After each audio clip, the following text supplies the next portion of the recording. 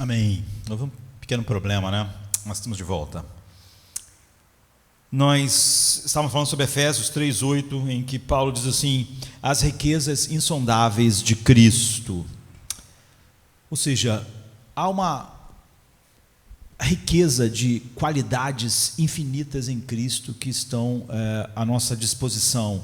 Então, cada uma das coisas que pertencem às bênçãos espirituais, a paz de Cristo, a alegria de Cristo, o gozo de Cristo, o desfrute do Pai, todas as coisas são insondáveis. Ou seja, Jesus é como um oceano de paz sem fundo, um oceano de alegria sem fundo.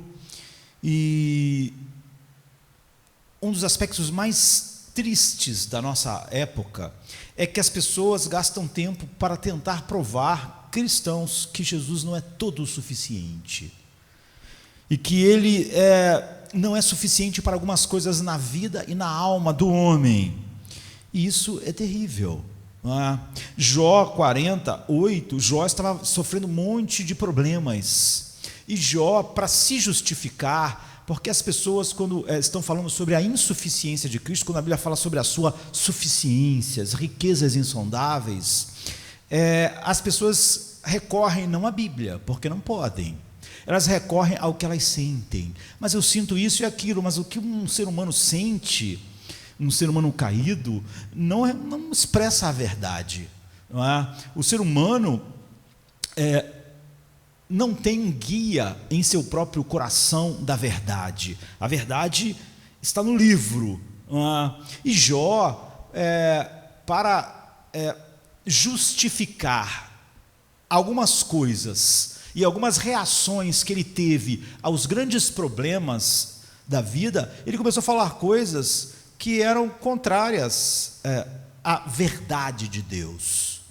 Então, depois de Jó falar bastante, Deus disse a Jó assim, em Jó 40, verso 8: você vai pôr em dúvida a minha justiça? Jó, você vai me condenar para se justificar? E nós sabemos que Deus começou um duro discurso com Jó. Você vai me condenar para se justificar? Você, em vez de olhar para o óbvio, não é? Você, para encontrar justificativas para o que a maneira com que você está reagindo, você vai me condenar? E Deus fez um grande e duro discurso para Jó. E é uma tragédia quando as pessoas tentam, por alguma razão, provar por que elas não estão reagindo à vida como quem é conduzido pelo Evangelho, tentarem culpar ou, para se justificar, diminuir a suficiência de Cristo.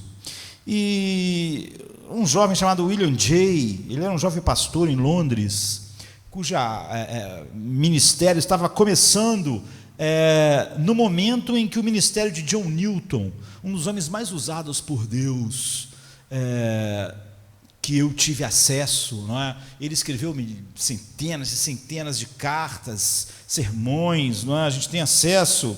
E John Newton, que ficou famoso por compor a Amazing Grace, ele nasceu em 1725 e morreu em 1808. Então, William Jay estava crescendo, começando o ministério, enquanto John Newton estava morrendo, estava no fim da vida. E como John Newton, John Jay era um pastor talentoso já, apesar de jovem, mas como John Newton, sem treinamento teológico, ou seja, não teve uma formação teológica. E no outono de 1807, o ano em que John Newton morreu, o rapaz foi até a casa de John Newton, que estava na casa da sua filha. John Newton tinha uma filha adotiva e ele já estava bem idoso, estava doente, então ele estava na casa da sua filha, e William Jay foi até a casa dele e levou, como sempre fazia quando ia conversar com John Newton, um bloco, e caneta. E John Newton, com cerca de 80 anos, acamado e confinado a um quarto no andar de cima, na casa da filha e do genro em Londres. E a saúde de John Newton tinha esvaído, a memória de John Newton tinha se esvaído em grande parte, e a visão de John Newton também tinha se esvaído. Então tudo estava falhando, e William James estava com o seu bloco na expectativa de receber conselhos e ouvir um pouco mais, não é, do grande pastor que John Newton foi, e sendo o seu mentor. E após um breve momento, já que John Newton estava muito doente, o William James desceu as escadas e voltou para Londres agitada, né? E não prestou atenção muito na anotação, nas poucas anotações que ele pôde fazer no seu breve momento com John Newton. E mais tarde ele descobriu a riqueza de uma das poucas linhas que ele anotou naquela última visita a John Newton. Uma linha que agora ficou gravada na história como as palavras finais de John Newton. John Newton morre logo depois. Aquela foi a última vez que William James esteve com John Newton, e são as últimas anotações de algo que John Newton tenha dito. E o que estava lá no bloco do William James é o seguinte: minha memória está quase acabando, mas eu me lembro de duas coisas: que eu sou um grande pecador e que Cristo é um grande Salvador. Então John Newton morreu poucas semanas depois, em 21 de dezembro de 1807. E as palavras transcritas por Jay lá no William James, no seu bloquinho, é um resumo, eu acho, da profunda vida e de quanto a igreja foi abençoada pela vida de John Newton. As palavras que nós podemos chamar de moribundas de John Newton, não é? Como Paulo, não é? Que nós temos as suas palavras finais, é o que? Combati o bom combate, terminei a carreira e guardei a fé.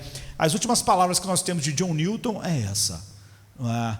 A minha memória já quase foi, mas eu sei de duas coisas: que eu sou um grande pecador e Jesus é um grande Salvador. Então, 4 décadas antes, 40 anos antes, quando John Newton, ele morreu com 80 anos, né? Quando ele tinha 40 anos de idade, ele estava no auge da saúde, John Newton escreveu a um amigo assim: nossos pecados são muitos, mas suas misericórdias são maiores.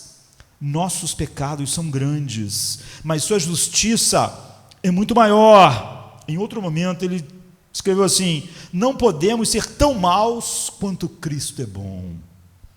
Então, diferente daquilo que eu estava falando hoje, que tem pessoas que tentam diminuir a suficiência de Cristo para se justificar, sabe? Pessoas que precisam ouvir de Deus o que Deus diz para Jó: você vai me condenar para se justificar. John Newton é alguém que engrandeceu a suficiência de Cristo em todas as situações, para todos os momentos. John Newton era governado pela esperança permanente de que onde o pecado abundou, a graça superabundou.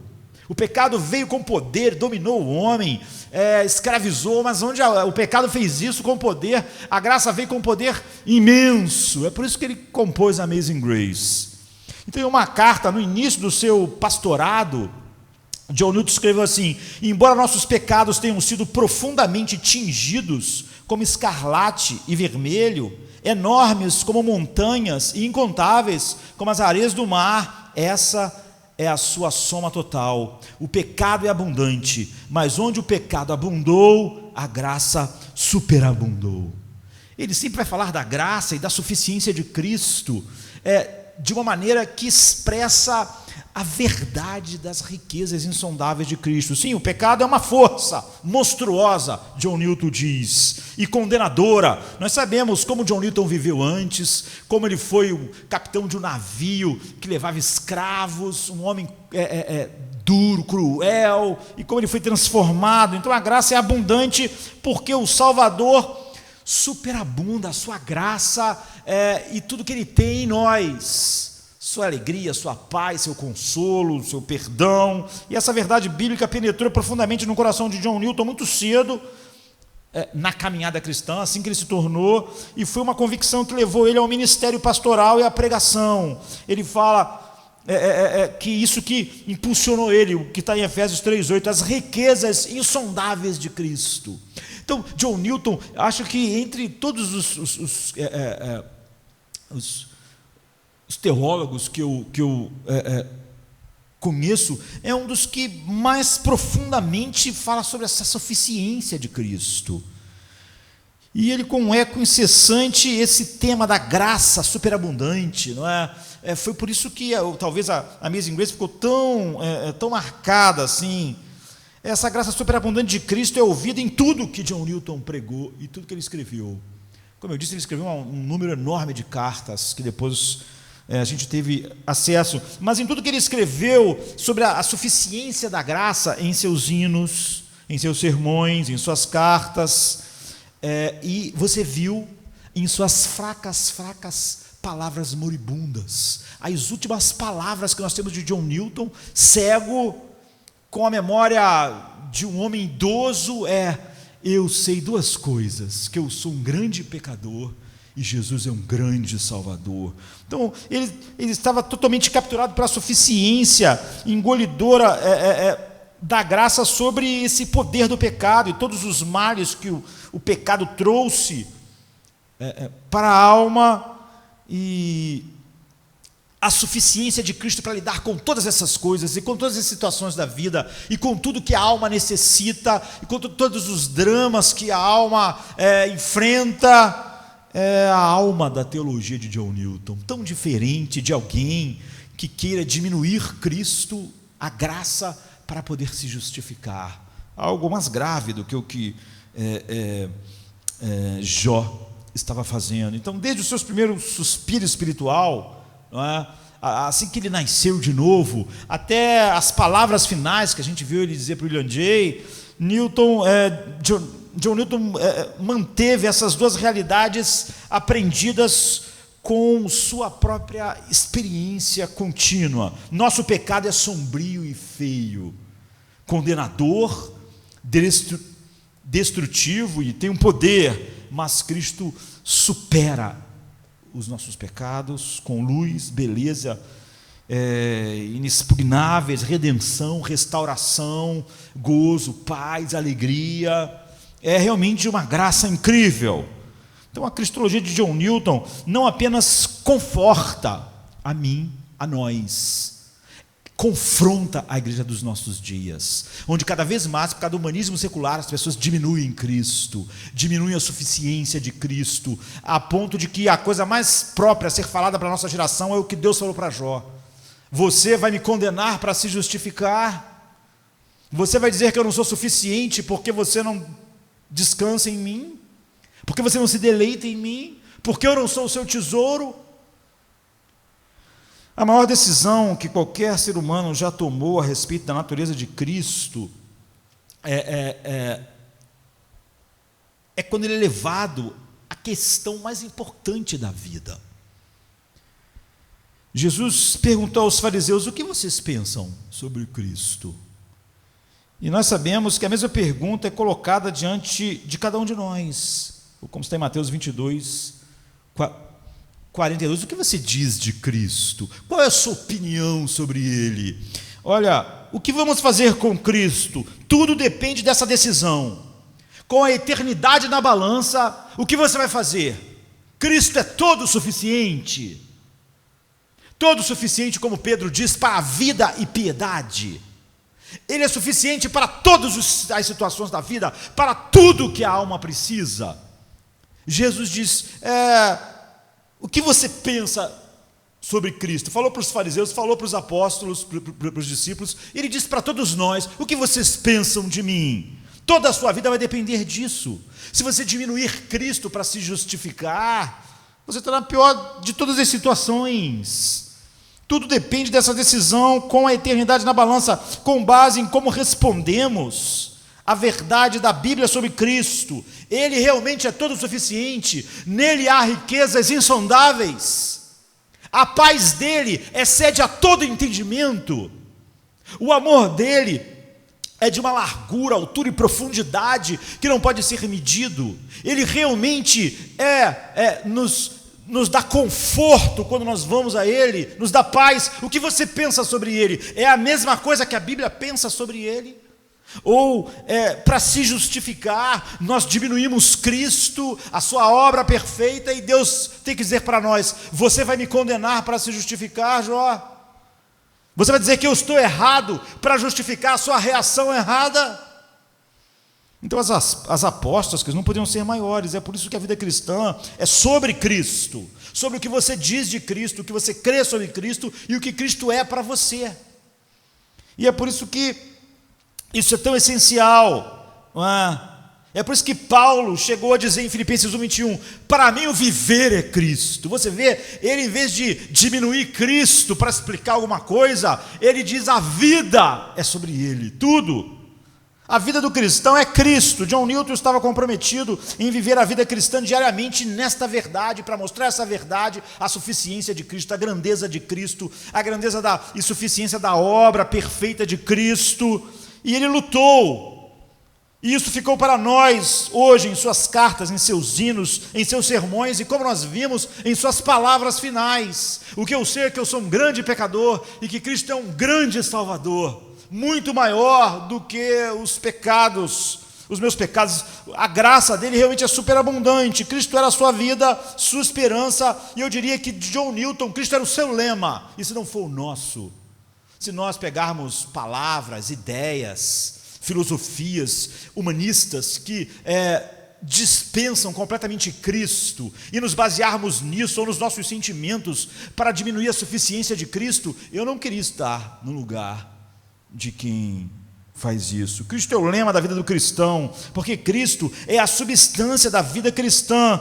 E ao destacar a suficiência de Cristo, John Newton frequentemente retorna a uma das frases bíblicas favoritas de Paulo, não é? Cristo é tudo em todos. Como está em Efésios 1:23 e Colossenses 3:11.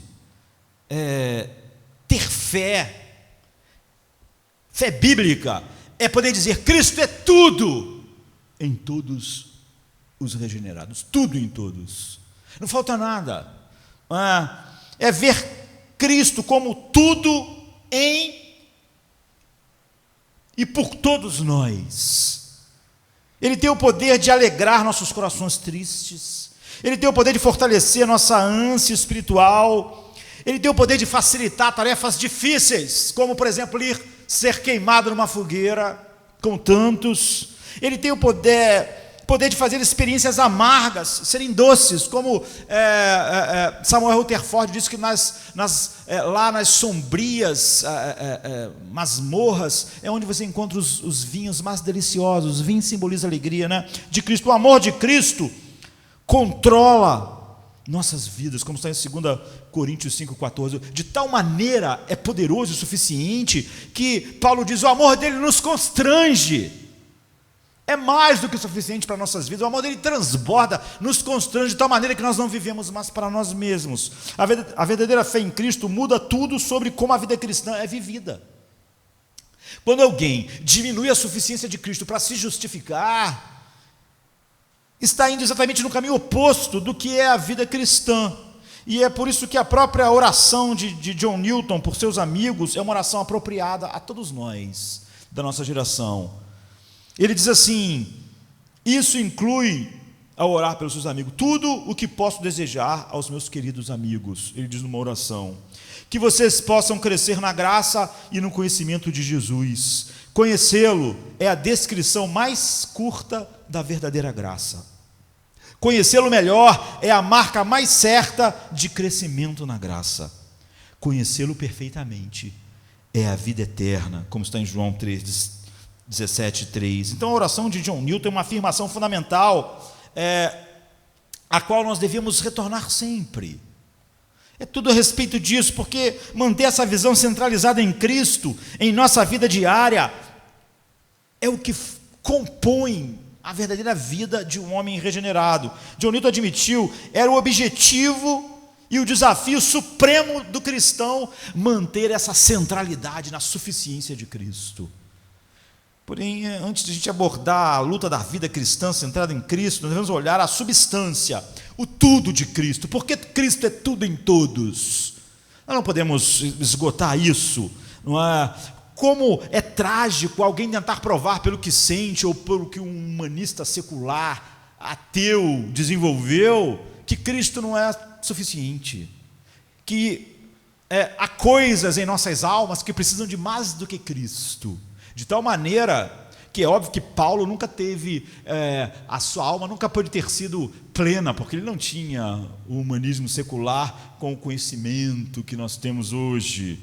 Então John Newton frequentemente lembra seus amigos do Evangelho. O Evangelho é livre, completo, pleno, e Cristo convida todos os pecadores que o Pai deu a ele a virem a ele, sem exceção, sem condição, sem limitação daquilo que ele pode fazer em nossas vidas. Então, em sua suficiência total, Cristo é precioso. Consta em 1 Pedro 2, 4 e 7. Para aqueles que creram, Ele é a preciosidade. Ou seja, Pedro está dizendo que para quem creu de verdade, para quem foi regenerado, Cristo é o tesouro. Nada pode ser acrescentado às perfeições de Cristo, ao trabalho de Cristo, é o que Cristo concede à alma humana. Ele diz: vinde a mim e eu lhes darei descanso. Nada pode ser acrescentado a esse descanso. Nada pode ser feito pelo homem para aumentar esse descanso. Ele diz: minha paz vos dou. Nada pode no mundo acrescentar algo à paz que ele dá. Ele diz: no mundo vocês vão ter aflições, mas em mim vocês vão ter paz. Nada pode. Nele toda a nossa culpa é cancelada, apagada, engolida, e todos os nossos pecados são, John Newton diz, mergulhados em seu precioso sangue como um mar profundo, de modo que, mesmo se procurados, não podem mais ser encontrados. Nele temos delícias de paz e alegria nos dias mais escuros da vida. É por isso que John Newton, morrendo, pôde dizer: olha, o que eu sei é que eu sou um grande pecador, e que Cristo é um grande Salvador. É por isso que John Newton, nos momentos difíceis da vida, como quando ele ficou cego e alguém perguntou a ele: e agora, como vai ser? Você está cego? Ele disse: olha, Jesus decidiu que eu já vi tudo que eu tinha para ver nesta vida, então está tudo bem. Você vê, a mulher dele morreu sofrendo terrivelmente de câncer em 1800 e pouco, onde não havia nenhum tratamento, nem como lidar com a dor como nós lidamos. E então, quase sempre quando a gente fala sobre a suficiência de Cristo, vem alguém falando sobre a noite da alma, como se algum ser humano no mundo não sofresse. John Newton sofreu muito, não é? Sofreu, viu sua esposa morrer de câncer, viu os problemas na vida da sua filha, os problemas sérios em seu corpo. Enquanto John Newton estava totalmente convencido da importância da natureza trinitária de Deus, ele acreditava que a divindade de Cristo, ele diz, é a grande pedra fundamental sobre a qual todo o Evangelho é construído. Talvez nós pudéssemos achar que John Newton devia até ter enfatizado mais a obra, o Espírito Santo, porque ele se concentra tanto em Cristo e na suficiência de Cristo. Mas ele operou com uma convicção. Ele diz: como não há ciúmes no Deus Trino, é impossível exaltar o Filho ou desonrar o Pai ou o Espírito na adoração de Cristo. Que ele disse: olha, não se preocupem, não existe ciúme. Ciúme o pecado do ciúme não está na Trindade. O Espírito Santo só está aqui para exaltar Cristo. Quando nós exaltamos e nos concentramos em Cristo, nós estamos indo na direção que o Espírito Santo está nos levando. O Espírito Santo não fica ciumado porque, em vez de nós falarmos muito nele, estamos falando muito de Cristo. Então, Cristo encarnado é a revelação completa de Deus na carne. E essa verdade é tão importante que não importa quão religioso você seja, se você está sem Cristo, você está sem Deus. É assim que Paulo descreve. Se alguém está sem Cristo, Paulo diz assim em Efésios 2,12: sem Deus no mundo. Ou estamos em Cristo, ou não há nenhuma concepção de Deus, ou proximidade de Deus. Somente em Cristo os atributos de Deus nos são familiares no ser humano. Sem Cristo, todos os atributos de Deus são assustadores e terríveis para nós. Sua eterna justiça, sua eterna santidade, sua onisciência. Não há um atributo de Deus que não seja assustador sem Cristo. De forma como Ele se relaciona conosco, apenas em seu Filho.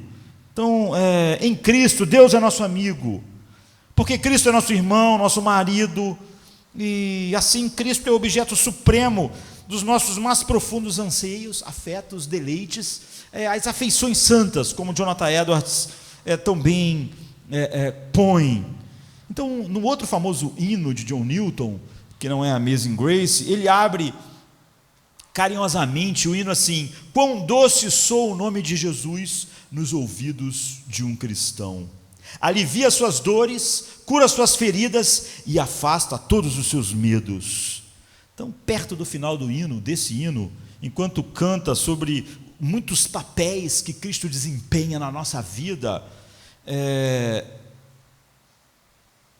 ele vai, John Newton, desenvolvendo o quão precioso é o nome de Cristo.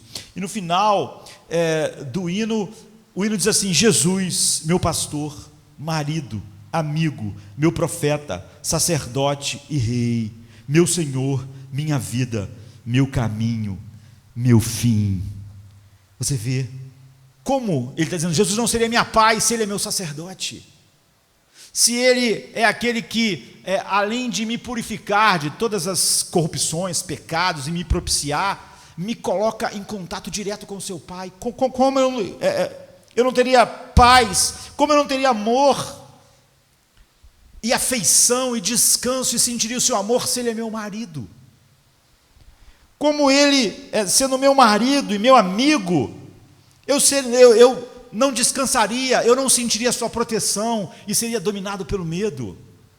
Como, se ele é meu rei, algum inimigo poderia me colocar numa situação em que ele não pudesse me dar tranquilidade e vencer minha ansiedade? Traz nomes preciosos para toda a suficiência de Cristo. O que John Newton faz é olhar para cada um desses nomes que a Bíblia põe: Cristo, marido, rei, sacerdote, e mostrar essa suficiência. Não é?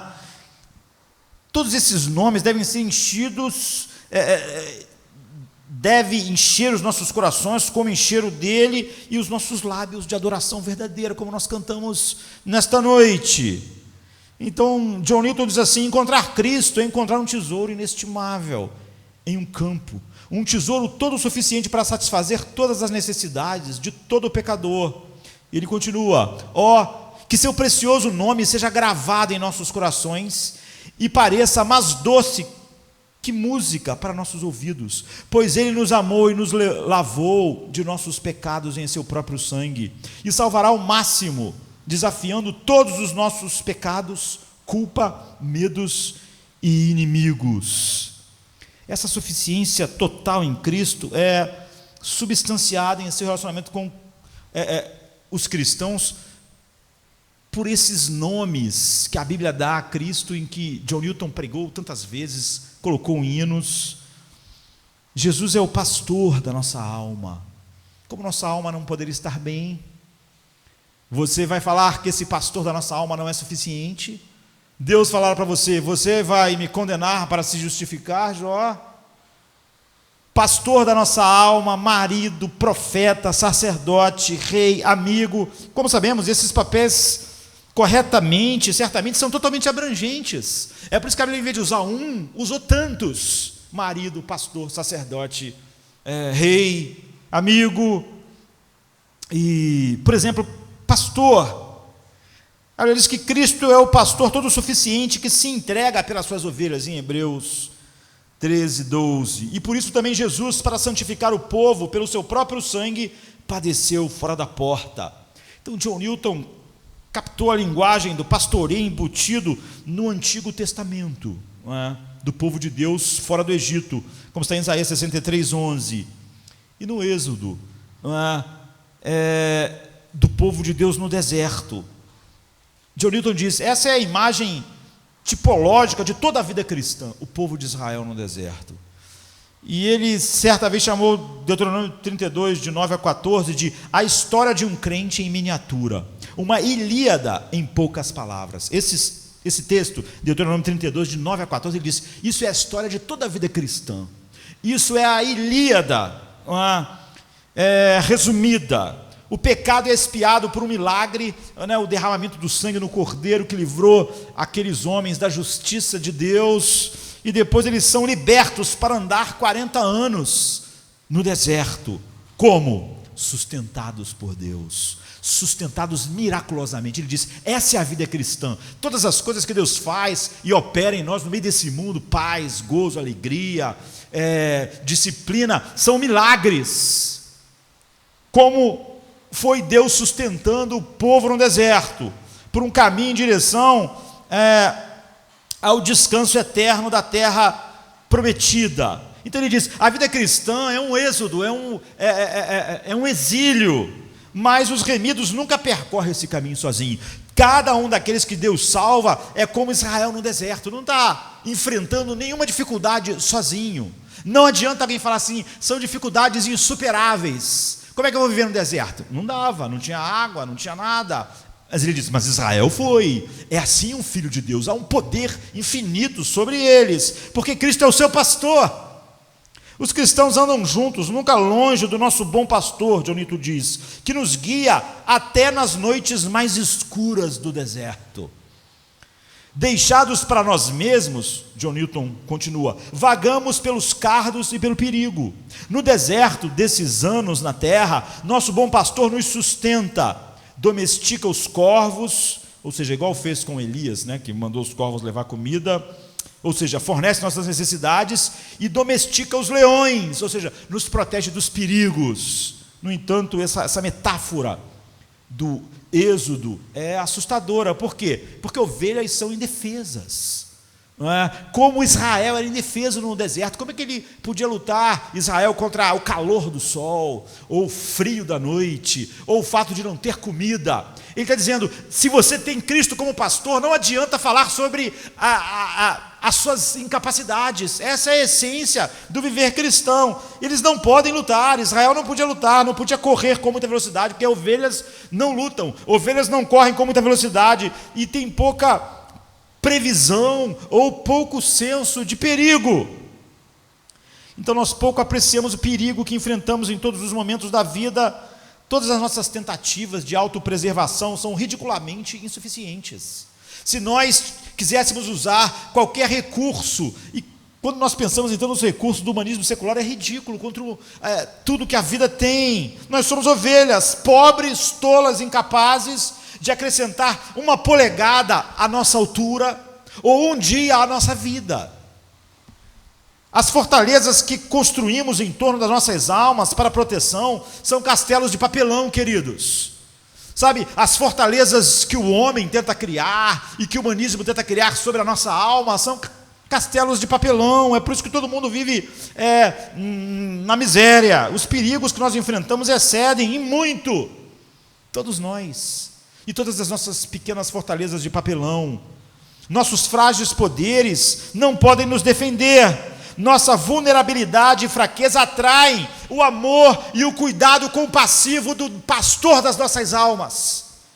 Nunca diminua o pastor para justificar a fraqueza, não é?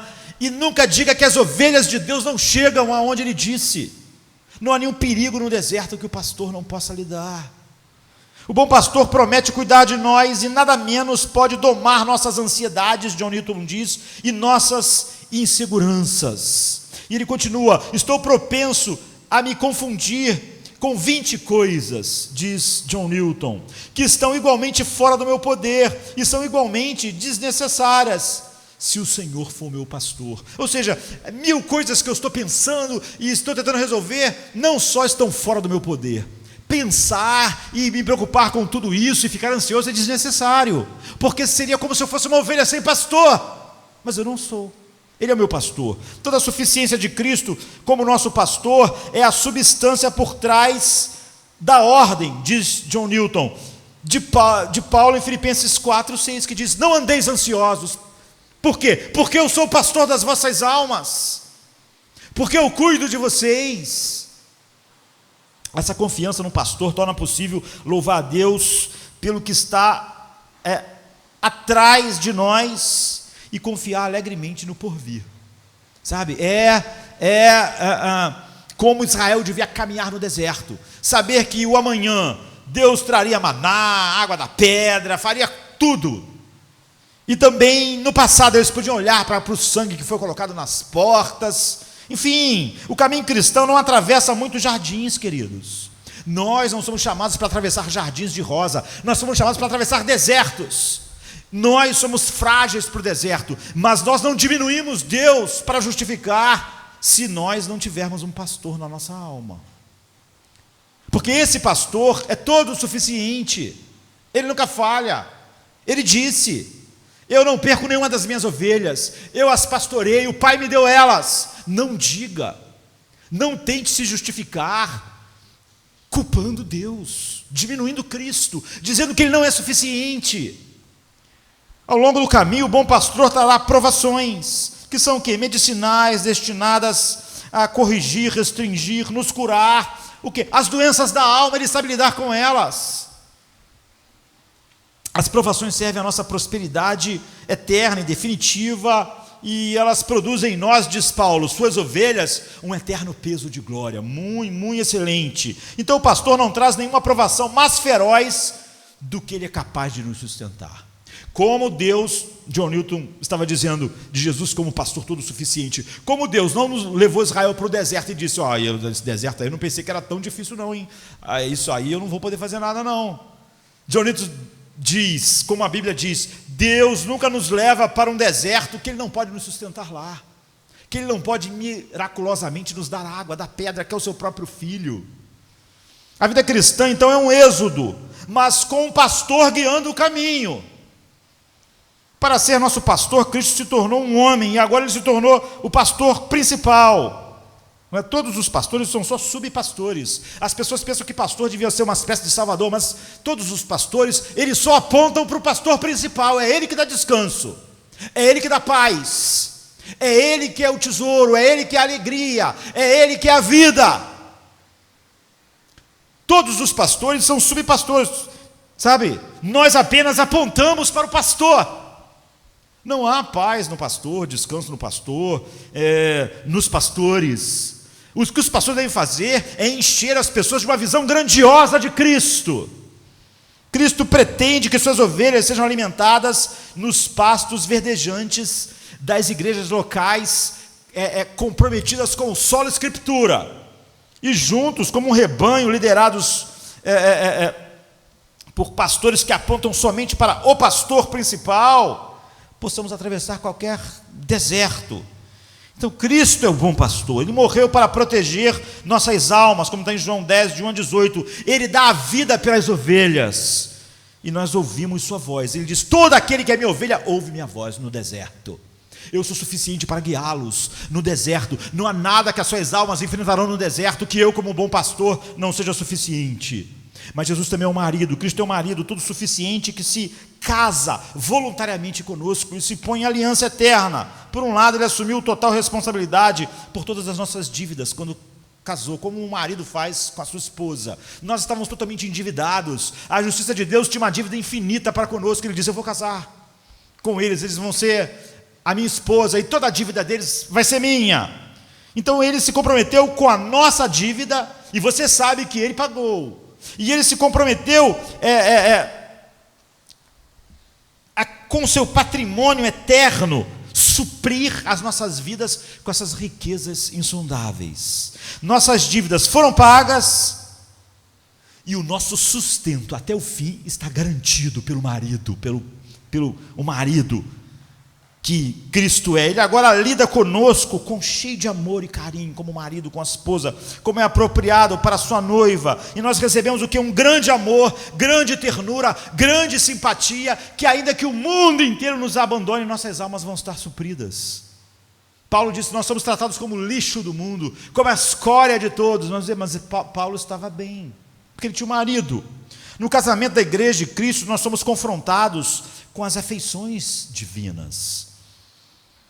John Newton diz assim: o Evangelho não foi projetado para nos tornar estoicos, permite espaço completo para os sentimentos e as afeições espirituais que são tão necessárias e benéficas em nosso estado atual. E John Newton continua: e as afeições, a beleza e o amor mútuo no maior casamento da terra são apenas um eco da beleza do Evangelho. Ou seja, ele está dizendo o seguinte: o melhor casamento, por exemplo, dele, não é? Ele está dizendo tudo que ele viu e foi atraído na sua preciosa esposa Polly, que, como eu disse, morreu de câncer, era uma mera sombra de uma realidade maior e de um casamento maior. Cada coisa boa em seu casamento era só uma pequena sombra de como é doce, completo, e que nos completa o amor de Cristo. Ou seja, o casamento humano mais belo é apenas um gosto temporal de toda a luz, beleza e toda a suficiência do casamento com o nosso marido, Cristo. A fé em Cristo é muito mais, então, do que uma ascensão intelectual, um entendimento, é a paixão do coração pelo marido. É perceber e sentir todo o amor do marido por mim. Pagou minhas dívidas, me sustenta e me cobre de amor. Então, John Newton diz: como isso não seria suficiente para nós ter ele como pastor e como marido? Cristo se casa com a igreja e em nossa participação com ele agora experimentamos, ele diz, uma união vital e inseparável. A Bíblia só diz que o homem e uma mulher, quando se casam, se tornam uma só carne, para mostrar o que a igreja de fato se torna com Cristo, um com Cristo. E ele dizia: um dia a história será consumada, quando o marido, o cordeiro, entrar nas bodas eternas com sua noiva, a igreja, no final da era, como está em Apocalipse 19, 6 e 18. Então, o grande fim do Evangelho, John Newton diz, é santidade e felicidade. Nunca pense que o Evangelho é sobre santidade, felicidade, não, porque o casamento, ele é o marido, nada pode expressar mais como o Evangelho é sobre santidade e felicidade, porque é como a noiva se alegra no marido, é como o noivo se alegra na noiva. Se não há afeições profundas, então Cristo não é o meu marido. É a restauração completa da alma, John Newton diz, a imagem de Deus. Isso corrige todo o mal neste mundo. O plano foi acionado, o preço de pagamento na cruz foi feito, o banquete do casamento planejado, o marido é todo suficiente para todas as nossas afeições. Agora você vai diminuir Cristo, eu vou diminuir. Ele não é o pastor das nossas almas, realmente todo suficiente, e ele não é o marido, mas a Bíblia diz o que? Que ele é o profeta.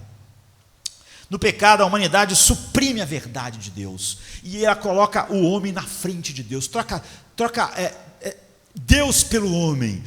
Essencialmente é o que o humanismo secular né? Está no coração de cada homem. O humanismo começou não com um ser humano, começou com uma serpente no jardim do Éden. Mas Jesus é nosso profeta para quê? Para nos levar à verdade de novo. Sabe? No pecado a humanidade suprime a verdade, torna-se fútil. Paulo diz, em seus pensamentos se tornaram fúteis, se dizendo sábios, se tornaram fúteis, tolos. Esquece Deus e adora a própria humanidade, a mente humana, os poderes humanos. John Newton diz, sua vida tornou-se vaidosa e miserável. Em prosperidade, quando o ser humano está em prosperidade, a sua vida é miserável e vaidosa, sem segurança ou satisfação, e na adversidade não tem paz, nem apoio ou recurso. Sua morte é sombria e sem esperança, nenhuma reflexão agradável sobre o passado, nenhum raio de luz sobre o futuro. Não pode olhar para o passado com gozo e nem para o futuro sem medo. Esse era o estado da humanidade, ele diz, até que Jesus, o Pai te chama eficazmente pelo Espírito e te dá a Cristo como um profeta. Cristo é o profeta todo suficiente que revelou o Deus invisível a nós. Nós, quando olhamos para a Bíblia agora, o profeta, Jesus o profeta, nos mostra a face do Pai. Nós vemos a glória do Pai, sabe? Como João diz, o verbo virou gente e habitou entre nós, e vimos sua glória como a glória do unigênito do Pai. Ele é o profeta, ele nos revela o próprio Pai. Então John Newton assim compara as riquezas da graça divina das Escrituras às joias preciosas que estão trancadas num cofre. Todas as riquezas de Deus estão num cofre, um cofre forte, um cofre inexpugnável, e a porta deve ser destrancada e aberta para que o verdadeiro valor dessas joias no cofre sejam descobertas. E ele diz, e esta é a obra de Cristo como profeta. Jesus vai lá e abre essa porta e a gente vê as belezas de Deus. Isso dispara em nosso ser todas as afeições espirituais, porque agora a gente não está ouvindo só um homem falar ou lendo as letras num livro. Agora nossos corações foram abertos, o nosso espírito para ver a beleza de Deus. Jesus abriu a porta como um profeta. E John Newton diz: a verdade divina não pode ser percebida e recebida no coração apenas abrindo um livro, ouvindo um homem e lendo as palavras de uma página. Deve ocorrer dinâmicas espirituais e relacionais pela obra e pelo Evangelho, pela obra de Cristo e pelo Evangelho. Cristo abre nossos olhos através do poder do Espírito Santo. Nós temos Ele como o profeta em nossas vidas, se Ele nos levou à verdade da contemplação da face do seu Pai. Então, em seu trabalho sobre a alma do pecador, Cristo refaz o coração de pedra e torna ele um coração de carne, e assim ele nos revela o Pai. Assim ele é o nosso profeta. E como então não surgiriam afeições? É assim que o Espírito Santo produz esses frutos. John Newton está dizendo: ele abre os olhos do pecador para as riquezas incríveis da palavra de Deus. E essa iluminação divina vem somente de Cristo, como Logos, como a palavra. Cristo é o nosso profeta todo suficiente. Se alguém falar que Cristo não revelou o Pai suficiente para gerar paz na gente, gozo e descanso, então ele está dizendo que ele não é um profeta final.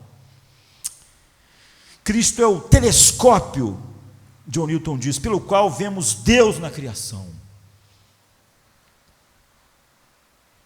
Ele nos leva à face do Pai. Por meio de Cristo, a Bíblia é aplicada não simplesmente em discussões intelectuais, mas por meio de Cristo a Bíblia é aplicada aos nossos corações e às nossas vidas, nas Escrituras, na criação e na providência. Cristo, John Newton diz, é o nosso profeta iluminador. Você vê, Cristo é nosso pastor, Cristo é nosso marido, Cristo é nosso profeta, e Ele é todo suficiente, mas Ele é nosso sacerdote. Cristo é o sacerdote puro e suficiente que morreu a morte de um criminoso, embora fosse o Cordeiro Imaculado. E John Newton diz: ninguém ousava debochar tanto dos criminosos, mas de Cristo. Ele diz assim: mas quando Jesus sofre, todos os que veem riem dele com desprezo. Eles atiram no lábio, batem seu rosto, balançam sua cabeça, eles insultam o seu caráter e a sua esperança. Ele é o sacerdote desprezado, rejeitado pelos homens, rejeitado por Deus, no seu brado: Deus meu, por que me desamparastes? E John Newton continua: ele é o santo sacrifício, seu sangue é sangue santo, e ao mesmo tempo é o santo sacerdote que faz a transação com um Deus santo em nosso favor, com base em seu próprio sangue. Como está em Hebreus 7, 23, 28, 10, de 11 a 14, assim, Cristo é o mediador final. Alguém pode dizer que Cristo não é o sacerdote suficiente, que age entre Deus e os homens? Ele é a nossa paz, Ele fez a paz. Cristo Jesus, John Newton cita 1 Timóteo 2,5, uma passagem na qual John Newton escreve a respeito disso. 1 Timóteo 2,5 diz: porque há um só Deus e um só mediador entre Deus e os homens, Jesus Cristo, homem. Você vê, como sacerdote. E ele diz: é resumido tudo o que Cristo fez neste verso. Agora está fazendo ou fará daqui por diante, seja por parte de Deus ou do homem. Ou seja, ele foi um sacerdote no que ele fez, no que ele está fazendo agora à direita do Pai, intercedendo por nós. E ele diz: vai ser para sempre. Cristo é o nosso único mediador, é o único sacerdote de quem nós dependemos. Você vai dizer que ele não é suficiente, esse sacerdote, para a nossa paz com Deus? Essa é a sabedoria de Deus que confunde a sabedoria do homem. John Newton diz: parece impossível acreditar que o título de verdadeiro Deus e da vida eterna deva pertencer adequadamente àquele homem desprezado que estava preso e morto na cruz, e no entanto pertence. No entanto ele é Deus, no entanto ele é nosso sumo sacerdote. Cristo é o Cordeiro que absorveu toda a ira de Deus dos eleitos. Ele é o ponto focal eterno de toda adoração. Em Apocalipse 5, por exemplo, no céu vamos cantar sempre dele como Cordeiro de Deus, o sacerdote que foi a própria oferta, o Cordeiro que foi morto. E John Newton diz: será sempre a cabeça e o Senhor da criação, o meio de comunicação de luz e do amor do Deus ao seu povo. E Deus nele o objeto da sua eterna adoração e louvor. Então a expiação substitutiva de Jesus é o epicentro do ministério. E John Newton nos lembra, ao escrever para um pastor amigo dele, e diz assim: aconselho a todos os meios a manterem próximos da expiação cada sermão que você pregar. A doutrina da cruz é o sol do sistema da verdade. É visto por sua própria luz e lança a luz sobre todos os outros assuntos. Ou seja, ele está dizendo o seguinte: a obra de Cristo na cruz é como o sol, porque você só pode ver o sol através da luz do sol. Você não pode ver o sol de outra forma. E você vê todas as outras coisas através da luz do sol também. Ele está dizendo, a cruz de Cristo então é o sol, porque a gente vê tudo, a gente só pode ver a cruz de verdade, de uma maneira transformadora, através do poder da própria cruz. E então nós olharemos para todas as coisas agora através da cruz. E John Newton diz assim: isso amolecerá corações que podem suportar qualquer ameaça. Isso abre uma porta de esperança para os mais vis, para os pecadores mais desesperados. O rigor e a sanção da lei devem ser pregados para mostrar aos pecadores seu perigo, mas o Evangelho é o único remédio e sugere motivos que são os únicos capazes de romper o pecador do amor com o pecado e capacitá-lo a vencer o mundo em todas as suas lutas, se deleitando em Cristo. Somente a expiação plena e suficiente de Jesus pôde liberar esse poder. Agora, ele não é um sacerdote que fez isso. Nós vamos diminuí-lo para justificar um mundo que não vê a sua beleza, a sua suficiência? John Newton continua: iluminar todas as outras verdades divinas, ordenar todas as doutrinas, ser a única necessária e a única coisa suficiente, Jesus, para silenciar a descrença e o orgulho e fornecer-nos um terreno sólido para a nossa esperança e garantia completa. Então somente a expiação de Cristo é capaz dessas vitórias. Agora alguém vai dizer que Jesus, como sacerdote, a expiação dele não é toda suficiente? Ele é todo suficiente como marido, ele é todo suficiente como pastor, e todo suficiente como sacerdote, por isso ele é tudo, em todos. Essa é a convicção que cresceu com John Newton ao longo do tempo. Quando ele tinha 65 anos, portanto 15 anos antes de morrer, e já 15 depois aquela citação que eu fiz dele com 40 anos, ele diz assim: quanto mais velho fico, mais sou atraído a pregar muito a respeito da pessoa, da expiação, da glória do Salvador e da influência do Espírito Santo. Existem outras verdades importantes em seus lugares, mas a menos que sejam observadas na cruz, elas têm apenas um fraco efeito sobre o homem. Então, com o passar dos anos, John Newton se viu acalentando o sacerdócio de Cristo e olhando para a cruz cada vez mais. Cada vez mais ele foi vendo Jesus como o sacerdote todo suficiente, como ele via Jesus como o pastor todo suficiente, como ele via Jesus como o marido todo suficiente. Então, ele diz assim: mas o sacerdócio de Cristo não termina com a expiação, estende-se até a sua ascensão e entronização no céu, como está em Efésios 4:8. Nosso sumo sacerdote conhece nossas tentações, a Bíblia diz. Ele se compadece, ele sabe como nós somos, ele sempre está intercedendo por nós. Ele é todo suficiente no passado, no presente e será para sempre. E então John Newton diz: nosso sumo sacerdote conhece nossas tentações e se compadece com uma simpatia experimental, porque ele é Deus e homem. E continua: o Cristo ascendido no céu é o fundamento de todas as nossas esperanças e paz, a fonte das nossas alegrias mais sublimes e o suficiente, o único suficiente para responder a todas as sugestões pelas quais a culpa, o medo, a ansiedade, a incredulidade e Satanás lutam contra a nossa paz. Cercado como estamos com inimigos e dificuldades, alegamos contra toda acusação e ameaça que nossa cabeça está no céu. Temos um advogado junto ao Pai, um sumo sacerdote no trono, que porque vive para sempre, vive para fazer intercessão e é capaz de salvar perfeitamente todos aqueles que ele salvou. Como está em Hebreus 7:25, esse é o Cristo da Bíblia. Ele é o pastor todo suficiente, o marido todo suficiente e o sacerdote todo suficiente. É o que Cristo é, ele é capaz de salvar ao máximo. Hebreus ali diz, salvar perfeitamente.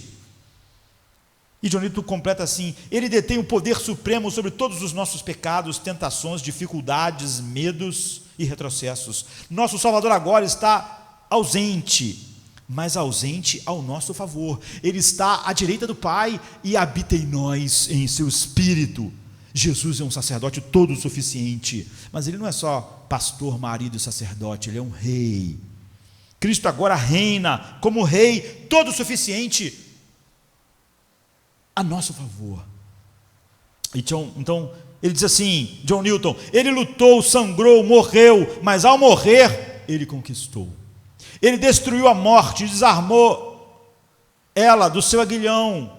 Ele destruiu aquele que tem o poder da morte, Satanás. Ele sacudiu, derrubou os fundamentos do seu reino, abriu as portas da prisão, libertou seus prisioneiros eleitos pelo Pai, libertou a presa da mão poderosa, e pela cruz o rei venceu na cruz, e nós temos tudo que é suficiente desse poder incrível do reinado de Cristo, do seu reino, para vivermos a plenitude do seu chamado. Então, ele continua, ele é o rei da glória, sim, toda a terra está cheia da glória de Deus, mas a maior parte dessa glória são apenas raios e emanações fracas. Mas em Jesus, a glória de Deus reside em sua fonte e plenitude, como a luz no sol. Ele é, portanto, o rei da glória. Como o rei todo suficiente, Cristo é o ponto focal da glória emanada de Deus para nós, momento após momento. E já venceu todos os nossos inimigos, por isso nos dá paz em meio às aflições. E ele continua, Cristo é o rei do cosmo, colocando todas as coisas sob o seu controle para a igreja, como está em Efésios 1:10 e Colossenses 1:20. Reis e políticos podem desconhecer seu reinado, mas a ignorância deles, diz John Newton, torna o seu domínio não menos real. Cristo é o rei encarregado de todas as eleições e processos políticos, e a providência é um trem de suas dispensações políticas. O colapso dos reinos e a comoção das revoluções se desenrolam de acordo com o plano sabiamente determinado que tem como causa final o reino de Deus. E John Newton diz, isso não é mera teoria política. Um dia, um homem como Alexandre o Grande, ele diz, dominou o mundo inteiro. Todo mundo pensou que aquilo era só sobre um homem, sobre o orgulho do homem, sobre um homem querendo mais poder e conquistou todos os reinos. Mas John Newton diz, não, isso é o que as pessoas achavam. Cristo estava reinando e conduzindo a Alexandre a dominar o mundo, e o grego então se espalhou pelo mundo inteiro. O mundo inteiro agora falava grego, a língua grega atingiu o mundo inteiro, e era o que Cristo queria. Então, Alexandre o Grande, que é 356 a 323 a.C., conquistou o mundo conhecido e espalhou o grego. E John Newton diz, para quê? Você acha que isso é só política de homens? Mas não, agora os apóstolos escreveram em grego e o evangelho se espalhou pelo mundo inteiro que o grego dominou. Então, séculos antes, Jesus como um rei estava preparando todas as coisas para a sua igreja. Por trás de toda a criatividade havia uma orquestração divina, porque Jesus é o rei. Tudo está sob o seu poder. Por trás estava o reino operando. E aquele bebê que um dia nasceu em Belém reina, dirige todas as coisas, todos os reinos, todos os assuntos para esse fim. Mas Jesus não é só isso, nós podemos gastar um tempo nisso, né? Jesus como rei, todo suficiente. Que pecado pode ser maior de alguém querer mostrar para justificar a si mesmo que Jesus não é suficiente, quando toda a Bíblia deve nos arrebatar com a verdade da suficiência de Cristo como pastor, marido, sacerdote, rei, amigo. Então, todos os nomes que John Newton prezava por Cristo, talvez o mais abrangente na obra dele, que você veja, é amigo. Para John Newton, Cristo é o amigo todo suficiente que nos protege, ele condescende, ele diz assim: nenhuma fraqueza em seus amigos retém o amor livre e interminável de Cristo. Ou seja, nenhuma fraqueza nos seus amigos, porque às vezes você tem um amigo, mas as suas fraquezas acabam fazendo com que o seu amigo já não seja mais o mesmo. Ele está dizendo, não, nenhuma fraqueza em seus amigos retém o amor livre e interminável de Cristo. Ele é o amigo. E nenhuma ilustração mostra isso mais claramente do que a livre e soberana vontade de Cristo de entregar sua vida por seus amigos. Que amor é esse que dá a vida pelos amigos? Cristo é um amigo que encontra o pecador vagueando em um deserto sem Deus, tropeçando em direção à morte eterna. Cristo intervém, não apenas para salvá-lo, mas também para lhe dar alegria, paz e conforto eternos, como um amigo soberano. Verdadeira amizade em todas as suas dimensões. O cristão vive uma estranha e misteriosa vida que parece balançar diariamente das trevas para a luz, da paz para as guerras. Uma e outra vez, nosso amigo invade esse enigma estranho e misterioso da vida e nos capacita para uma vida doce e estável no meio da tempestade. E no entanto, por toda a sua ajuda, somos amigos enigmáticos em troca.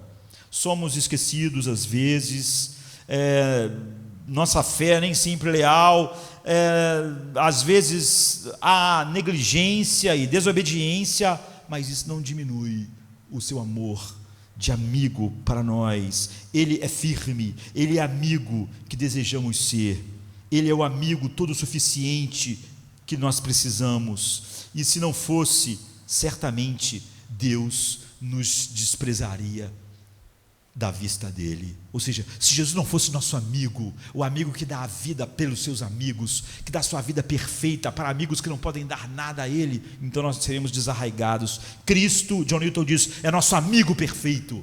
Agora, esse não é um perfeito Salvador. Cristo realmente não é todo suficiente. Pastor, marido, sacerdote, rei, amigo, e em cada uma dessas coisas é suficiente. Ele deixou a glória, assumiu a carne, se submeteu à vergonha para estar conosco, porque ele nos viu e teve misericórdia quando não sabíamos como ter piedade de nós mesmos. Ele diz, ele é um amigo que teve piedade de nós quando nós não tínhamos piedade de nós. Ele transcende em glória, mas se aproxima de pecadores como nós e diz, eu vos chamo agora amigos, como está em Mateus 11, 19, Lucas 7, 34. Então, John Newton diz, precisamos de um amigo, e quem melhor do que um amigo que criou o céu e a terra, ressuscitou os mortos e silenciou tempestades. Você queria um amigo melhor do que esse? Ele está sempre conosco, Jesus está sempre próximo, sobre o nosso caminho durante o dia e a cama durante a noite, mais perto que a luz pela qual vemos, mais perto de nós do que o ar que respiramos, mais perto de nós do que nós mesmos estamos de nós, de modo que nenhum pensamento, um suspiro ou uma lágrima escapam à sua atenção de amizade infinita. Cristo majestosamente mostra amizade diária, momento após momento, para os seus amigos inconstantes. Mas seu maior ato de amizade foi realizado na cruz. Lá ele fez o sacrifício final por seus amigos, dando a sua própria vida, uma vida preciosa, uma vida que tem um valor infinito para vidas que não valem nada, uma vida que ninguém tirou dele, como está em João 15, 13, ele diz, eu mesmo dou a minha vida, ninguém a tira de mim, ninguém toma. Ao nomear Cristo como amigo, todo suficiente, John Newton destaca uma realidade muito mais profunda do que Cristo como nosso amigo. Cristo une nossa amizade através do mais alto sacrifício. Nunca antes, nunca haverá um amigo que pagou com sangue puro os teus pecados. Nenhum amigo vai pagar para você o que ele fez. Qual de todos os nossos amigos, para nos salvar, poderia ter derramado o seu sangue puro e inocente? Nenhum. Para nos livrar da ira infinita. Isso é amizade ao extremo, John Newton diz. Isso é amizade gloriosa. E se você tem Cristo como amigo, você vai ver que essa amizade é toda suficiente. Somente Cristo nos reconcilia com Deus, nos dá a sua paz, nos faz santos, na mais alta manifestação de amizade. Então John Newton continua assim: confiamos firmemente neste amigo, descansamos nesse amigo, temos paz nesse amigo. Confiamos firmemente neste amigo, ou lutamos para encontrar nossa segurança na autoconfiança e nas garantias mundanas do pensamento do homem? Você que sabe. Com Cristo como nosso amigo, encontramos nossa fonte de alegria diária nesta vida tumultuada. O amigo torna-se, John Newton está dizendo, um título abreviado e carregado de carinho, para abraçar todo o escopo de toda a suficiência de Cristo aplicada pessoalmente a nós. Isso, queridos, isso é proclamar o Evangelho, isso é estar cheio do Evangelho num homem que enfrentou uma enorme quantidade de lutas, dores e aflições. Então, todos esses títulos, nós podíamos continuar, são preciosos, mas todo nome precioso está em um só, não é? Ele é todas essas coisas. Cada um dos títulos que John Newton traz para mostrar a suficiência de Cristo é só diferentes facetas de um diamante só. Estamos falando da mesma pessoa. Jesus é o pastor, é o sacerdote, é o marido, é o rei, é o amigo, e em todas essas coisas, essa lista de Cristo como nosso pastor, marido, profeta, sacerdote, rei, amigo, todos suficiente, totalmente suficiente, poderia ser adicionado muito mais se nós tivéssemos tempo, não é? Cristo também é o quê? É o nosso Senhor. Cristo é a nossa vida, Cristo é o nosso caminho, Cristo é o nosso fim, Cristo é a nossa cabeça, Cristo é a nossa raiz, Cristo é a nossa carne, Cristo é a nossa bebida, Cristo é a nossa força, nossa esperança, Cristo é nosso alicerce, a Bíblia diz, Ele é nosso sol, nosso escudo, nosso legislador, Ele é nosso exemplo, Ele é nosso precursor, Ele é tudo. O que a Bíblia diz é que Cristo é totalmente suficiente, nunca diminua Cristo e o Evangelho.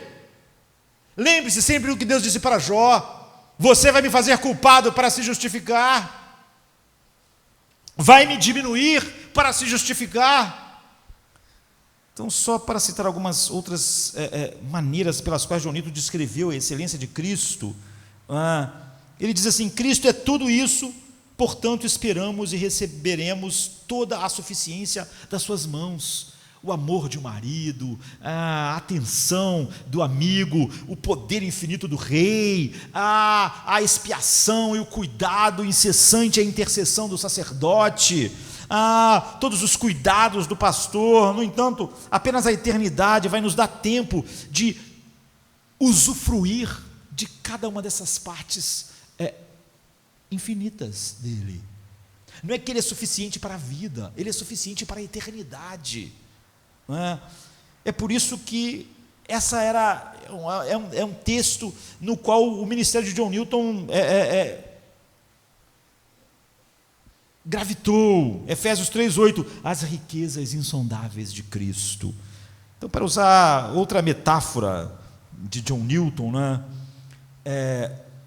ele dizia que Cristo é como o sol em seus suprimentos infinitos. Ele diz: por sua total suficiência, ele pode tocar e esclarecer milhares e milhões de uma só vez e dar a cada um tão abundantemente como se não houvesse mais o que fazer a seu favor. Suas melhores bênçãos não são diminuídas por serem compartilhadas entre muitos. Deixa eu explicar aqui o que ele está dizendo, por causa do tempo. É o seguinte, ele diz: Jesus é como o sol. Quando o sol ilumina o mundo para uma pessoa, isso não faz outra pessoa ter menos luz.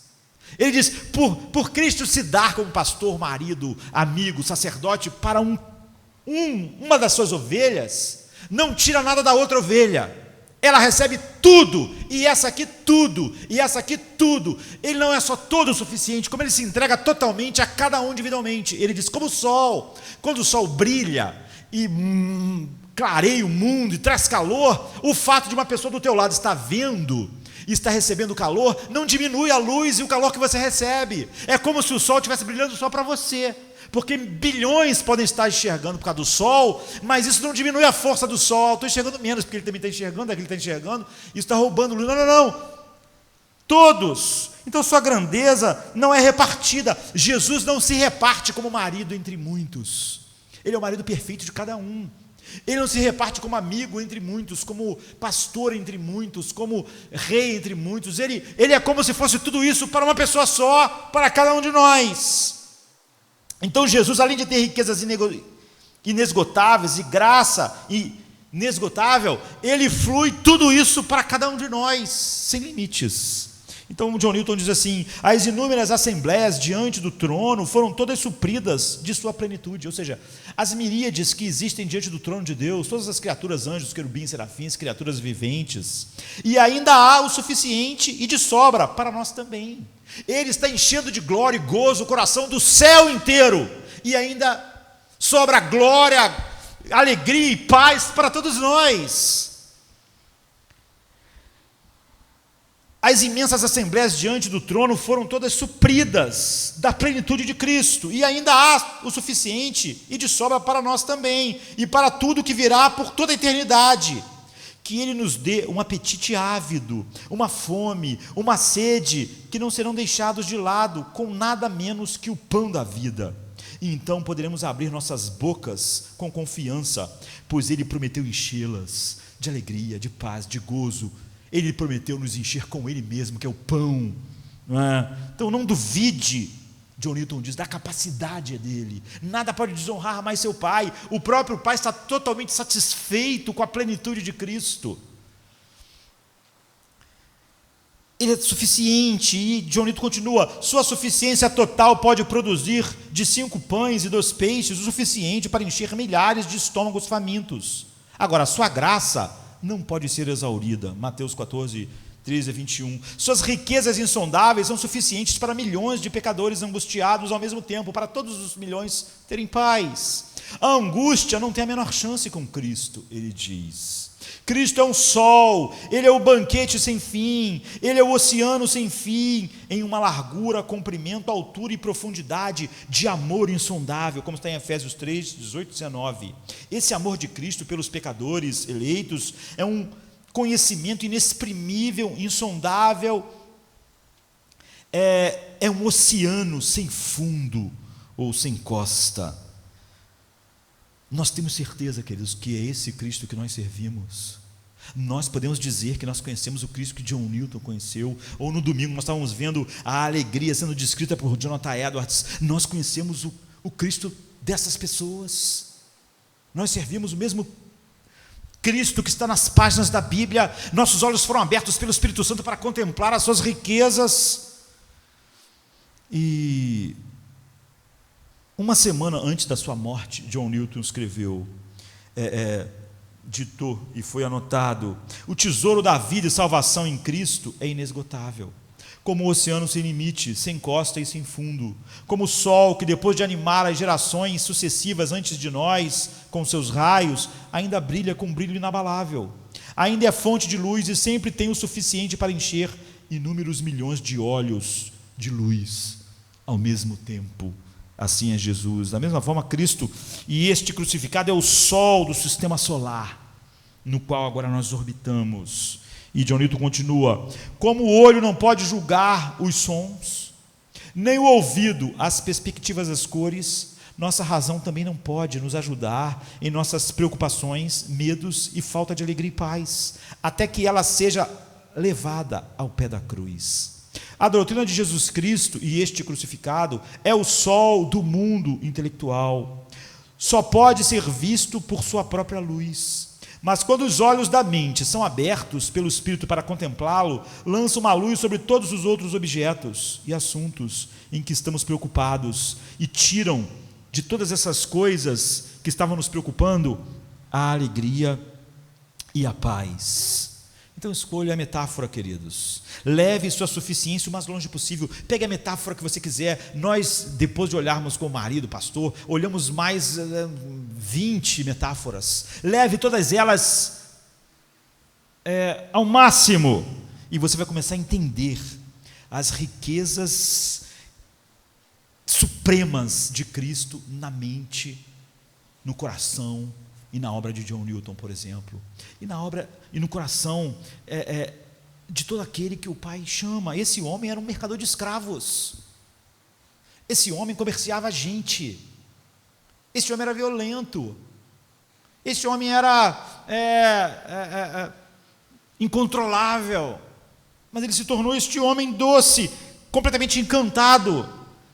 Não é de surpreender, mas é impressionante como John Newton constantemente concentra seus escritos e hinos, em última análise, na pessoa de Cristo, em toda a obra de Cristo. Amazing Grace é só um pedacinho. Toda a obra de Cristo todas as doutrinas combinadas de justificação, propiciação, adoção, são comunicadas principalmente por meio das categorias relacionadas da pessoa de Cristo, como pastor, como marido, como rei, como sacerdote, como amigo. Em todos os momentos, nos escritos de John Newton, ele quer apontar para Cristo, para que todos os cristãos sejam arrebatados pela suficiência de Cristo. É por isso que quando ele ficou cego, ele pôde dizer: Jesus decidiu que eu já vi tudo que eu tinha para ver. Está tudo bem, ele vai ser suficiente para a minha cegueira. É por isso que, nos seus últimos momentos, já com a memória fraca, na última anotação a respeito dele, pelo jovem pastor que está começando o ministério, são aquelas palavras que só depois de semanas a pessoa percebeu que foram as últimas coisas registradas de John Newton. Eu só sei, a minha memória já se esvaiu, mas eu só sei duas coisas: eu sou um grande pecador, mas Jesus é um grande salvador suficiente. Assim, John Newton aponta frequentemente para aquele que dá substância aos conceitos e às promessas da Bíblia. Nós não falamos dela para nós tentarmos, com uma fé natural, termos um pensamento positivo. Nós estamos falando sobre Deus que desceu, Deus que habita em nós, Deus que é nosso marido, sacerdote, rei, a fim de nos levar a esta vida. Então, você vê, nós não precisamos ter corrigidos apenas os contornos da nossa ortodoxia, nós precisamos da verdade poderosa do Evangelho agindo em nossos corações. Então, John Newton não nos permite diminuir Cristo. Eu acho que todo verdadeiro cristão só vai ser verdadeiro se fizer o mesmo. Um dia nós vamos nos unir a John Newton e mergulharemos no oceano sem costa do amor de Cristo para explorar juntos. John Newton não é alguém do passado, é alguém que agora está na presença de Cristo, que foi pastor, rei, amigo, sacerdote para John Newton aqui e continua sendo agora, de maneira muito mais profunda. E em breve nós estaremos com John Newton e com Jonathan Edwards e com o apóstolo Paulo nesse oceano sem fim. Mas até aquele dia, a vida cristã é contemplar a beleza infinita de Cristo pelo Espírito que habita em nós, na palavra, e sermos levados mais e mais à alegria infinita, toda suficiente que flui de Cristo. Há um hino de Natal de John Newton que encontra a devida expressão, diz assim: ó meu Salvador, escudo e sol, pastor, irmão, marido, amigo, todo nome precioso em um, eu te amarei sem fim. Uma bela letra de Cristo, abrangente, suficiente. Mas, para encerrarmos, ele diz: tudo que a gente viu, tudo que nos encanta, tudo que é maravilhoso, é pouco perto do que ele é, da suficiência dele. Então só a visão beatífica vai nos levar a isso. E John Newton, falando sobre isso, diz: vejo tudo o que parece bom e agradável neste mundo, que você poderia chamar de seu próprio país, dura apenas um pouco. E o que é engraçado a respeito desse texto é que você vê como John Newton realmente era capturado pela beleza de Cristo. Esse texto foi escrito, na verdade, é uma carta que ele manda para sua esposa, porque a filhinha dele estava muito feliz no aniversário dela e ganhou um bolo, e o bolo acabou.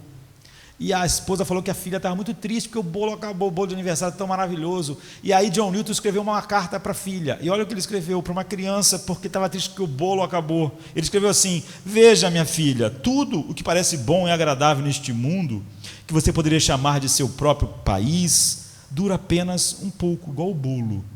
E quando você avança na vida, a lembrança do que você tem disso será como a lembrança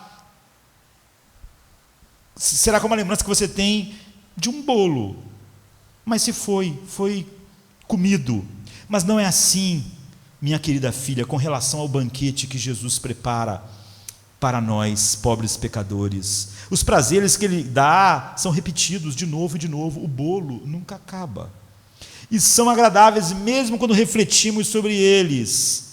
E no outro mundo, quando os prazeres terrenos terminarem, os que o amam terão prazer sem interrupção e sem fim, rios de prazer à sua mão direita para sempre. É isso que você escreveria para um filho teu que estivesse triste porque o bolo acabou? John Newton era totalmente saturado da suficiência, a beleza de Cristo. Conhecer Cristo perfeitamente, estar com Cristo, é o auge da vida eterna. E é a consumação da nossa união com Ele.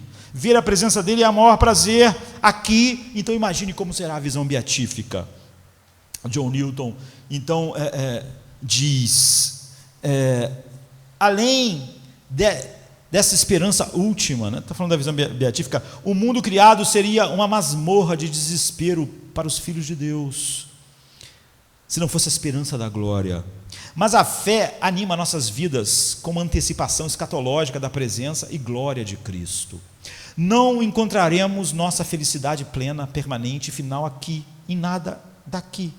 Também não encontramos a alegria cristã automaticamente, como um jornal diário à nossa porta. Deus deseja que encontremos alegria cineticamente, em ação, enquanto exercitamos nossa fé com temor e tremores de afeições quentes ao pé da cruz, enquanto combatemos o bom combate da fé, enquanto adoramos, temos comunhão e participamos de todas as vitórias dinâmicas da vida cristã juntas.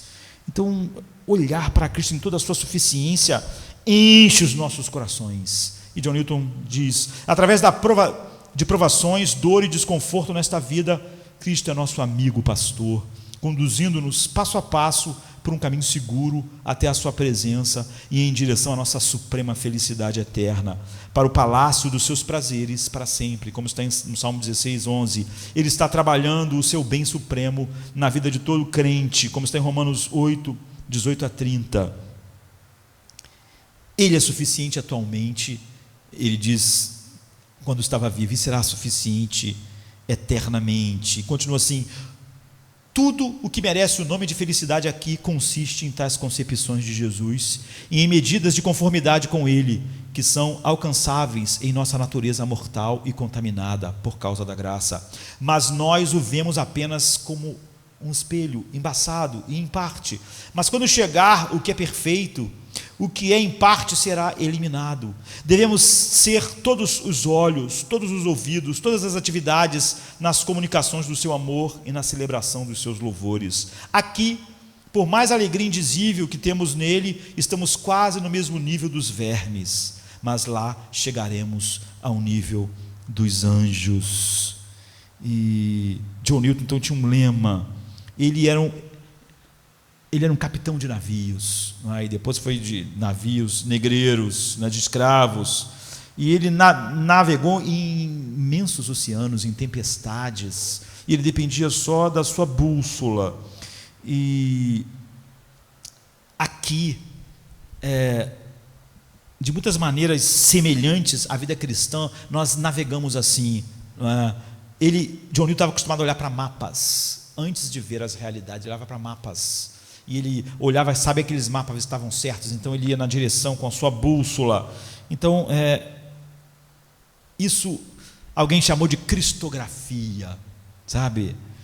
Todos os cenários que a gente enfrenta nessa vida são navegados por um mapa das Escrituras, que sempre está apontando como os mapas e a bússola de John Newton no meio do mar para Cristo, como todo suficiente. Então nós podemos navegar em paz, apesar do oceano ser como é. E porque Cristo é um grande Salvador, John Newton pode abraçar essa verdade. E ela continua fluindo, da sua pena para todos nós. Ele diz, só descanso no deleite de que o grande desejo da minha alma é que Cristo seja tudo para mim. Que toda a minha dependência, amor e objetivo possam ser encontrados e concentrados apenas nele. E ele diz, pegue isso como seu lema. A cruz de Jesus Cristo, meu Senhor, é alimento, é remédio, é escudo e espada. Pegue isso como seu lema, use-o em seu coração, mantenha isso diante dos seus olhos, coloque-os frequentemente na boca, até ver que não existe nada ou algo melhor. A cruz de Cristo é a árvore da vida e a árvore do conhecimento combinadas. Olhe para o Senhor Jesus Cristo, olhe para Ele enquanto Ele estava nu, ferido, sangrando, morto e abandonado na cruz. Olhe para Ele novamente, pois agora Ele reina em glória, possuidor de todo poder no céu e na terra, com milhares de santos e anjos adorando diante dEle, e 10.000 vezes ministrando a Ele. Então compare seus pecados com o sangue dele, seus desejos com a sua plenitude, sua incredulidade com a sua fidelidade, sua fraqueza com a sua força, sua inconstância com o seu amor eterno. E ao fixar os seus olhos assim nele, você vai ter todas essas afeições quentes fluindo em nossa vida cotidiana, em nossas famílias, em nossos chamados, em nossos ministérios e em nossas vocações. Cristo é nosso tema no púlpito e na sala de estar. Quem é este que sem conhecimento encobre o meu conselho? Deus perguntou a Jó. E é a pergunta para todos aqueles que tentam diminuir a salvação, diminuir o evangelho, diminuir a suficiência de Cristo para justificar-se, por não encontrar delícias infinitas em Cristo, como se Ele não fosse infinitamente delicioso, ou como se nossas almas tivessem uma necessidade que Cristo não preencha completamente. Então Deus disse para Jó: quem é este que sem conhecimento encobre o conselho? Por isso relatei o que não entendia, coisas que para mim eram inescrutáveis e que eu não entendia. Escuta-me, pois, e eu falarei, eu te perguntarei e tu me ensinarás. Com o ouvir dos meus ouvidos eu ouvi, mas agora te veem os meus olhos, por isso me abomino no pó e na cinza. Depois que Deus chamou Jó e disse: você vai me diminuir e me condenar para se justificar, Jó finalmente viu Deus. Que nós tenhamos realmente olhos espirituais dados soberanamente por Deus para ver a suficiência de Cristo, que paulatinamente cresça em nós toda essa visão grandiosa, maravilhosa, com que Deus encheu o coração de John Newton e de todos aqueles que Ele chama e toma em Cristo. Pai, obrigado por esta noite.